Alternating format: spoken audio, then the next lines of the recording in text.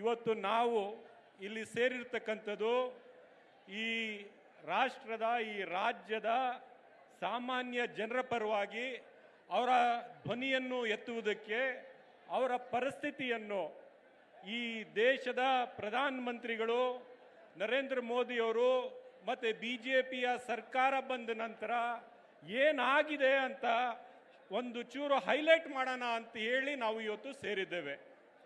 ಬಂಧುಗಳೇ, ತಮ್ಮೆಲ್ಲರಿಗೂ ಜ್ಞಾಪಕ ಇರ್ಬೋದು, 2014ನೇ ಇಸ್ವಿಯಲ್ಲಿ ಯಾವ ಲೋಕಸಭಾ ಚುನಾವಣೆ ಆಯಿತು, ಆ ಪ್ರಚಾರ ಸಂದರ್ಭದಲ್ಲಿ ನರೇಂದ್ರ ಮೋದಿಯವರು BJPಯವರು ಒಂದು ಸ್ಲೋಗನ್ ಕೊಟ್ಟಿದ್ರು, ಒಂದು ಕೂಗು ಕೊಟ್ಟಿದ್ರು, ಬಹುತ್ ಹೋ ಗೈ ಮೆಹಂಗಾಯಿ ಕಿ ಮಾರ್ ಅಬ್ ಕಿ ಬಾರ್ ಮೋದಿ ಸರ್ಕಾರ ಅಂತ. ಅಂದರೆ ಕನ್ನಡದಲ್ಲಿ ಹೇಳಬೇಕಾದ್ರೆ ಬೆಲೆ ಏರಿಕೆಯ ಹೊಡೆತ ಸಾಕಾಗಿದೆ, ಅದಕ್ಕೋಸ್ಕರ ಮೋದಿಯ ಸರ್ಕಾರ ಬರಬೇಕು ಅಂತೇಳಿ ನರೇಂದ್ರ ಮೋದಿಯವರು ಕೂಗು ಕೊಟ್ಟಿದ್ರು. ಬಹುತ್ ಹೋ ಗೈ ಮೆಹಂಗಾಯಿ ಕಿ ಮಾರ್ ಅಬ್ ಕಿ ಬಾರ್ ಮೋದಿ ಸರ್ಕಾರ ಅಂತ. ಮೆಹಂಗಾಯಿ ಜಾಸ್ತಿ ಇದೆ, ಬೆಲೆ ಏರಿಕೆ ಜಾಸ್ತಿ ಇದೆ ಅಂತ ಅವ್ರು ಯಾವಾಗ ಹೇಳಿದ್ರು ಆವಾಗ ಪೆಟ್ರೋಲ್ ಬೆಲೆ 60 ರೂಪಾಯಿ ಇತ್ತು. ನಮ್ಮ ಸರ್ಕಾರ ಇದ್ದಾಗ 60 ರೂಪಾಯಿ ಇತ್ತು, 65 ರೂಪಾಯಿ ಇತ್ತು. ಮೆಹಂಗಾಯಿ ಜಾಸ್ತಿ ಇದೆ, ಬೆಲೆ ಏರಿಕೆ ಜಾಸ್ತಿ ಇದೆ ಅಂತ ಹೇಳಿದಾಗ ಡೀಸೆಲ್ 40 ರೂಪಾಯಿ ಇತ್ತು. ಇವತ್ತೇನಾಗಿದೆ ಅಂತ ನಿಮ್ಗೆಲ್ಲರಿಗೂ ಗೊತ್ತಿದೆ. ಮೆಹಂಗಾಯಿ ಬೆಲೆ ಏರಿಕೆ ಜಾಸ್ತಿ ಇರುವಾಗ ಗ್ಯಾಸ್ ಸಿಲಿಂಡರ್ ಬೆಲೆ 450 ರೂಪಾಯಿ ಆಗಿತ್ತು, ಇವತ್ತು 1100 ರೂಪಾಯಿ ಆಗಿರ್ತಕ್ಕಂಥದ್ದು ನಾವೆಲ್ಲ ನೋಡಿದ್ದೇವೆ. ಬಂಧುಗಳೇ, ಒಬ್ಬ ಬಡವ ಕಷ್ಟಪಟ್ಟು ಬೆವರು ಸೂರಿಸಿ ದಿನಕ್ಕೆ 500 ರೂಪಾಯಿ ಕೂಲಿ ಸಂಪಾದನೆ ಮಾಡಿದ್ರೆ, ಕಾಂಗ್ರೆಸ್ ಪಕ್ಷದ ಸರ್ಕಾರ ಇದ್ದಾಗ, ಮನಮೋಹನ್ ಸಿಂಗ್ ರವರ ಸರ್ಕಾರ ಇದ್ದಾಗ ಅವನು ಆರಾಮಾಗಿ ಅವನ ಜೀವನವನ್ನು ಅವನು ಊಟ ಮಾಡಿ ಅವನ ಹೆಂಡತಿ ಮಕ್ಕಳು ಕೂಡ ಹೊಟ್ಟೆ ತುಂಬಿಸಿ ಊಟ ಮಾಡಿಸಿ ಆರಾಮಾಗಿ ಮಲಗ್ತಾ ಇದ್ದ. ಯಾವಾಗ? ಅದು ಕಾಂಗ್ರೆಸ್ ಪಕ್ಷದ ಸರ್ಕಾರ ಇದ್ದಾಗ. ಇವತ್ತು ದೇಶಭಕ್ತರು ಸರ್ಕಾರ ನಡೆಸ್ತಾ ಇದ್ದಾರೆ. ಇಡೀ ಪ್ರಪಂಚದಲ್ಲೇ ಅವ್ರಕ್ಕಿಂತ ಬಲಿಷ್ಠ ನಾಯಕರು ಇಲ್ಲ ಅಂತೆ ಅವರು ಸರ್ಕಾರ ನಡೆಸ್ತಾ ಇದ್ದಾರೆ. BJP ಅಂತ ಪಕ್ಷನೇ ಬೇರೆ ಯಾರು ಇಲ್ಲ ಅಂತ ಪಕ್ಷ ಸರ್ಕಾರ ನಡೆಸುವಾಗ ಇವತ್ತು ಒಬ್ಬ ಬಡ ಕಾರ್ಮಿಕ ಯಾರೇ ಒಂದು 500 ರೂಪಾಯಿ ದಿನ ಕೂಲಿ ಸಂಪಾದನೆ ಮಾಡಿದ್ರೂ ಸಹ ನೆಮ್ಮದಿಯಾಗಿ ಜೀವನ ನಡೆಸುವುದಕ್ಕೆ ಸಾಧ್ಯವಾಗ್ತಾ ಇಲ್ಲ. ನಾವು ಬೆಲೆ ಏರಿಕೆ ಯಾವ ಮಟ್ಟಕ್ಕಿದೆ ಅಂದರೆ, ಅಡುಗೆ ಮಾಡುವ ಎಣ್ಣೆ ಇದೆಯಲ್ಲ, ಆ ಎಣ್ಣೆ ನಮ್ಮ ಸರ್ಕಾರ, ಕಾಂಗ್ರೆಸ್ ಪಕ್ಷದ ಸರ್ಕಾರ ಅಧಿಕಾರದಲ್ಲಿದ್ದಾಗ 70 ರೂಪಾಯಿ 80 ರೂಪಾಯಿ ಇದ್ದಿದ್ದು ಅಡುಗೆ ಮಾಡುವ ಎಣ್ಣೆ ಇವತ್ತು 260 ರೂಪಾಯಿ 280 ರೂಪಾಯಿವರೆಗೂ ಹೋಗಿದೆ.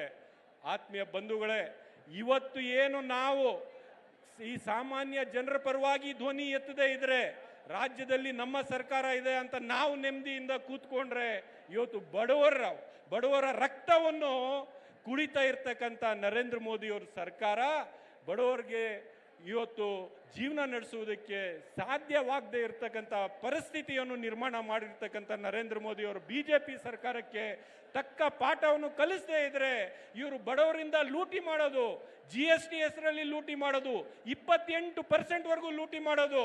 ನಮ್ಮ ಸರ್ಕಾರ ಇದ್ದಾಗ ಬಡವರ ಜೀವನ ಹೇಗಿತ್ತು ಅಂದರೆ, ಏನೂ ಇಲ್ಲದೆ ಇದ್ರೂ 5 ರೂಪಾಯಿಗೆ ಇಡ್ಲಿ ಸಿಗ್ತಾ ಇತ್ತು. 5 ರೂಪಾಯಿಗೆ ಇಡ್ಲಿ, 10 ರೂಪಾಯಿಗೆ ದೋಸೆ, ಮಸಾಲೆ ದೋಸೆ 10 ರೂಪಾಯಿಗೆ ಸಿಗ್ತಾ ಇತ್ತು. ಇವತ್ತು ಇಡ್ಲಿ ತಿನ್ಬೇಕು ಬಡವರಂದ್ರೆ 40 ರೂಪಾಯಿ ಬೇಕು, ದೋಸೆ ತಿನ್ಬೇಕು ಅಂದ್ರೆ 80 ರೂಪಾಯಿ ಬೇಕು. ಸಾಮಾನ್ಯ ಬಡವರು ಎಲ್ಲಿ ಹೋಗ್ಬೇಕು? ನೀವು ಇಡ್ಲಿ ಮೇಲೇನೂ GST ಹಾಕಿದಿರಿ, ಚಟ್ನಿ ಮೇಲೇನೂ GST ಹಾಕಿದಿರಿ. ಇಂಥ ಹೀನಾಯವಾದಂಥ ನೀವು ಯಾವ ಸರ್ಕಾರ ನಡೆಸ್ತಾ ಇದ್ದೀರಿ ಅಂದರೆ, ಬಡವರ ಹೊಟ್ಟೆ ಮೇಲೆ ಹೊಡಿತಾ ಇರ್ತಕ್ಕಂಥ ಸರ್ಕಾರ. ಅದಕ್ಕೆ ನಮ್ಮ ಸರ್ಕಾರ, ಕಾಂಗ್ರೆಸ್ ಪಕ್ಷದ ಸರ್ಕಾರ, ಸಿದ್ದರಾಮಯ್ಯ ನೇತೃತ್ವದಲ್ಲಿ ಇಂದಿರಾ ಕ್ಯಾಂಟೀನ್ ಅನ್ನು ಮಾಡಿದ್ದೀವಿ. ಇವತ್ತು 5 ರೂಪಾಯಿಗೆ ಇಡ್ಲಿ ಕೊಡ್ತಾ ಇದ್ದೀವಿ. ಇವತ್ತು 5 ರೂಪಾಯಿಗೆ ಹೊಟ್ಟೆ ತುಂಬಿ ಊಟ ಮಾಡಬೇಕು ಬಡವರು, ಯಾರು ಹಸುದಿಂದ ಮಲಗಬಾರ್ದಂತ ಕಾಂಗ್ರೆಸ್ ಪಕ್ಷ. ಅದಕ್ಕೋಸ್ಕರನೇ ನೀವು ಕೇಳ್ತಿರಲ್ಲ, ಬಿಟ್ಟಿ ಭಾಗ್ಯ ಕೊಟ್ಟಿದ್ದೀರಿ ಅಂತ BJP ಅವರೇ, ನೀವು ಗ್ಯಾರಂಟಿ ಯಾಕೆ ಕೊಟ್ಟಿರಿ ಅಂತ ನಮಗೆ ಕೇಳ್ತಾ ಇದ್ದೀರಿ. ನೀವು ಒಂದ್ ಕಡೆ ಬೆಲೆ ಏರಿಕೆ ಮಾಡ್ತೀರಿ, 28% GST ಮಾಡ್ತೀರಿ, 110 ರೂಪಾಯಿ ಪೆಟ್ರೋಲ್ ಮಾಡ್ತೀರಿ, 80 ರೂಪಾಯಿ 100 ರೂಪಾಯಿ ಡೀಸೆಲ್ ಮಾಡ್ತೀರಿ, 1200 ರೂಪಾಯಿ ಗ್ಯಾಸ್ ಮಾಡ್ತೀರಲ್ಲ. ಆವಾಗ ಬಡವರು ಹೇಗಪ್ಪ ಜೀವನ ಮಾಡಬೇಕು ಅಂತ ನೀವು ಒಂದು ಕಡೆ ಬೆಲೆ ಏರಿಕೆ ಮಾಡಿದ್ರೆ, ಒಂದು ಕಡೆ ಕಾಂಗ್ರೆಸ್ ಪಕ್ಷ ಇಂದಿರಾ ಕ್ಯಾಂಟೀನಲ್ಲಿ 5 ರೂಪಾಯಿಗೆ ನಾವು ಬಿಸಿ ಬಿಸಿ ಇಡ್ಲಿ ಕೊಡ್ತೀವಿ. ನಾವು 2,000 ರೂಪಾಯಿ ಮಹಿಳೆಯರ ಅಕೌಂಟ್ಗೆ ಯಾಕೆ ಹಾಕ್ತಾ ಇದೀವಿ ಅಂದರೆ, ನೀವು 500 ರೂಪಾಯಿ ಗ್ಯಾಸ್ ಸಿಲಿಂಡರ್ 1,200 ರೂಪಾಯಿ ಮಾಡಿದಾಗ 500 ರೂಪಾಯಿ ಸಬ್ಸಿಡಿ ಕಾಂಗ್ರೆಸ್ ಪಕ್ಷದ ಸರ್ಕಾರ ಕೊಡ್ತಾ ಇರೋದು, ನಮ್ಮ ಸರ್ಕಾರ ಕೊಡ್ತಾ ಇರೋದು, ಸಿದ್ದರಾಮಯ್ಯ ಅವರ ನೇತೃತ್ವದ ಸರ್ಕಾರ ಕೊಡ್ತಾ ಇರೋದು.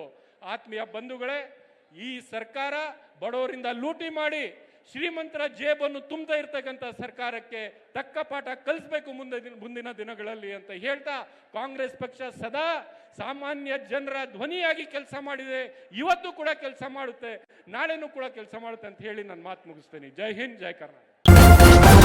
ನ್ಯೂಸ್ ಫಸ್ಟ್, ನಿರ್ಭೀತಿಯಿಂದ ನಿಮ್ಮ ಪರವಾಗಿ.